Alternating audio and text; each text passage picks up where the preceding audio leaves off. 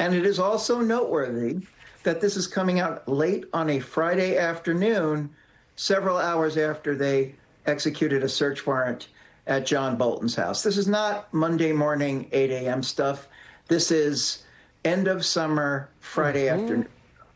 Indeed it is. Let me read the section that you just alluded to, Glenn, for those of you who are following along at home. This is in pages 104 to 109.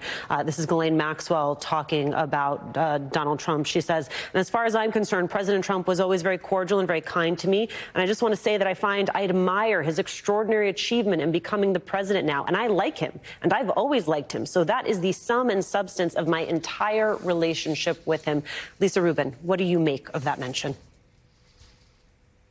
Well, I make of it basically what Glenn makes of it, which is she is overly solicitous of the person who has given her ultimately the opportunity to speak with Todd Blanche.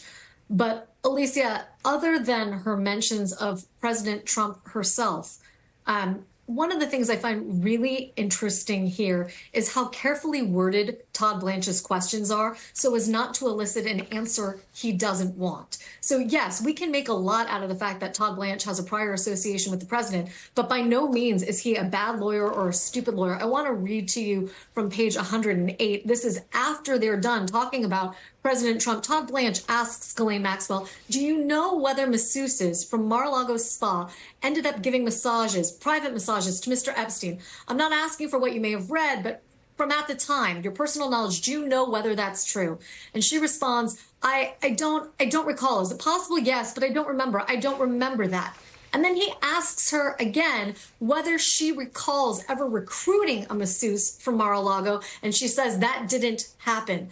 The reason I'm bringing this up is because Virginia Giuffre was infamously recruited from the Mar-a-Lago locker room where she was working what was supposed to be a fun summer job. In fact, Ghislaine Maxwell, according to Virginia Giuffre, approached her as she was reading a book about how to become a masseuse. That was a career opportunity she was interested in as a high school student at the time. Ghislaine Maxwell, according to Virginia Giuffre, pounced on that and used that as an opportunity to recruit her into Epstein's world. But was she a masseuse technically at Mar-a-Lago? She was not. And I was really struck by the precision of the wording here so as not to get into that.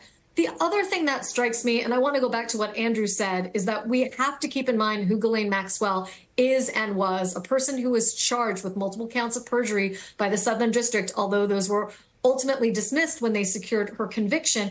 There are places here where you can already see things that are belied by the evidence. She, for example, says that one of the prosecutors in Florida, the federal prosecutors who was responsible for the investigation of Jeffrey Epstein that resulted in that sweetheart deal with Alex Acosta, is a woman named Anne-Marie Villafana. And she says that Anne-Marie Villafana had an unholy alliance with Brad Edwards, who is a lawyer who has represented many of the victims of both Jeffrey Epstein and Ghislaine Maxwell for years. She says that Anne-Marie Villafana had said in a report that the Department of Justice put out 5 years ago that Brad Edwards was essentially the only lawyer for victims that she was allowed to talk to. The report says the exact opposite in a footnote. So everybody has to take what Ghislaine Maxwell is saying with a big, huge, mass of sodium, not just a grain of salt, given historically how she has resisted the truth, including responsibility for her own conduct.